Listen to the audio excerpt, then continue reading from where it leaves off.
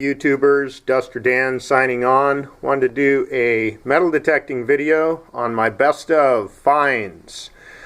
Now, this will be a video on all my vintage coins that I've found over the last 2 years. And all these were found with a Teknetics Delta 4000 metal detector, stock coil. I think it's an 8-inch coil. Just standard, what comes in the box. And so I wanted to show you how I keep my vintage coin finds. This is anything from 1958 wheat pennies and older. And amazingly, with the Teknetics Delta 4000, I've found coins that date all the way back to the 1700s. So I just wanted to let you know you can do it too. I think I paid $275 for my detector. And I have a double D coil that Nell makes for it as well. But the stock coil works really good in trashy areas, and it's really good at sharpshooting targets among iron and other trash items. So the Nell coil, I just use that for getting a little bit deeper on some of the older properties that are private properties and not full of trash. But the majority of these were found with the stock Teknetics 8-inch coil, just a round coil. As you can see, I keep my finds in this little 3-ring notebook. Pretty cool. It's not the full size, it's actually miniaturized. And you can see how I keep them in the coin flips with the plastic pages and all. And so anyways, let's jump into it, and I'll show you what I found. By the way, just backing up a little bit, these plastic pages I've cut down from the full-size ones. I basically cut the bottom off, cut the sides off, and I used the smaller portion of the plastic pages to keep the coin flips in. Anyways, getting onto the coins, my first find, of course, on my own property. Second find was a 1902 Indian head penny right next door. So you can see how it's easy early on to catch the bug. Really was not expecting that. The backstory behind that was that in the area where I live, in the early 1900s, the citrus industry was hit by frost, and it knocked out the majority of the crop, and they planted interim crop of walnut trees. And I found that penny, that Indian head, on a property that was developed in 1964, and it is a 1902 Indian head penny. Come to find out that they used to harvest the walnut trees. There happens to be a walnut tree on that property. They harvested the walnut trees back in the day by climbing the branches and shaking them. So obviously that wasn't a recent drop. It probably fell out of the pocket of one of the workers that was harvesting the walnut trees back in the early 1900s. So really great find. My next good find, these are all wheat pennies, by the way. My next good find is a 1943 steel war penny. I have yet to hear of anybody on YouTube finding one of these with their detector yet. Now they may have, but I've never heard of it. And so this was a real killer find for me at a local park where I grew up. So, okay, the rest of these are just wheat pennies. I like to identify the items in order of how I found them, and to put the property on there and whatnot, and put the date. So I won't pan too close for out of respect to the property owners that I've hunted these from. Always get permission, and always show respect to the landowners or anybody who does the land maintenance. If you're hunting in a park, always fill your holes back in. Do your best to learn how to cut the plugs so that when you're done, everything you put it back, it looks almost exactly like it did before you touched it. And that way you keep landowners on our side.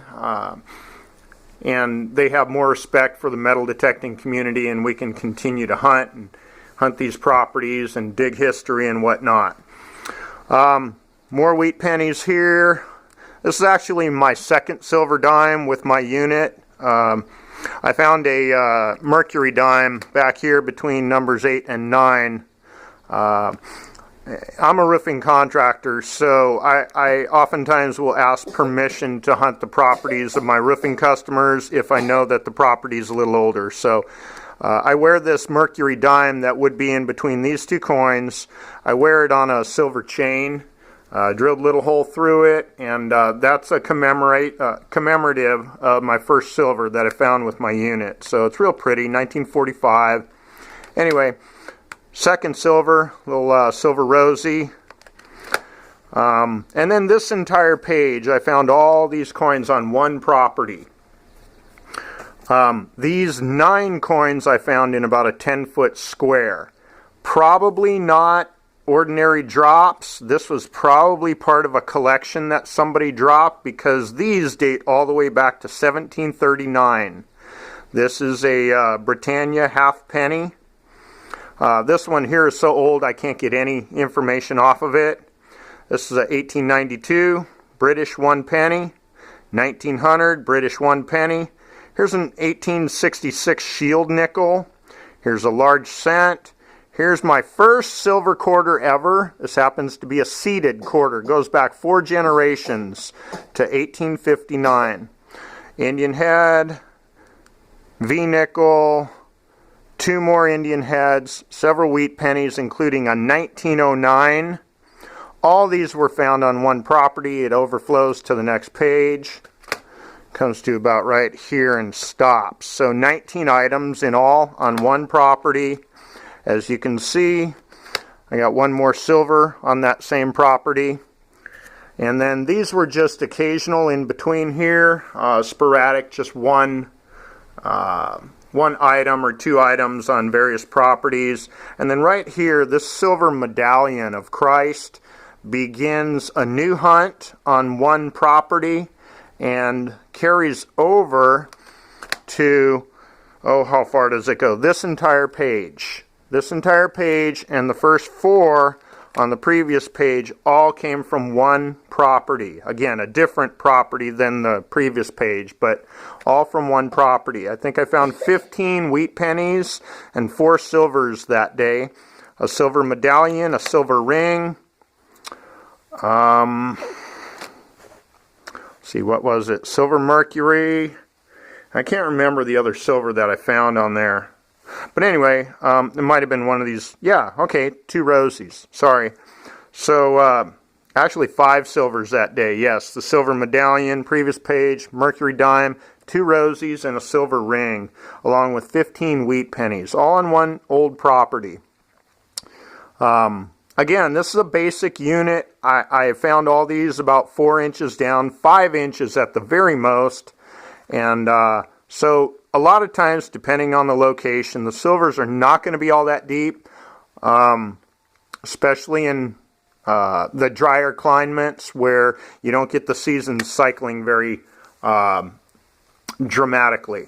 So that was another, my second hoard find, good property. And then I've got a couple here and there, and then this starts my last hoard find. This is my first Washington 1945 silver nickel, or I mean silver quarter, and then several wheat pennies after that, and then the pièce de résistance, my first $50 ever, 1942 Walking Liberty half. Just gorgeous, excellent, well, not excellent condition. I'd say very good to fine condition. Let's see. Yeah, I've got it in fine condition there. Go ahead and flip that out. There you go, so you can see the front of it. Along with a Mercury Dime, my first Buffalo nickel, older Jefferson, 1946. 1944, 1 centavo from the Philippines, and then the rest are wheat pennies. Now these all came from one property, along with the first 7 coins on the previous page. So those are all my finds, and that's how I keep them. Go ahead and slip that in there. Have an extra page waiting for the next round of coins that I find, vintage coins that I find on my next hunt. So this is Duster Dan, and I just want to share that with you. If you liked the video and found it to be informative, go ahead and remember to click the like, and please subscribe. I will be putting a lot more videos on in the near future after I get out and do some more hunts. Hope you have a blessed day. This is Duster Dan signing off.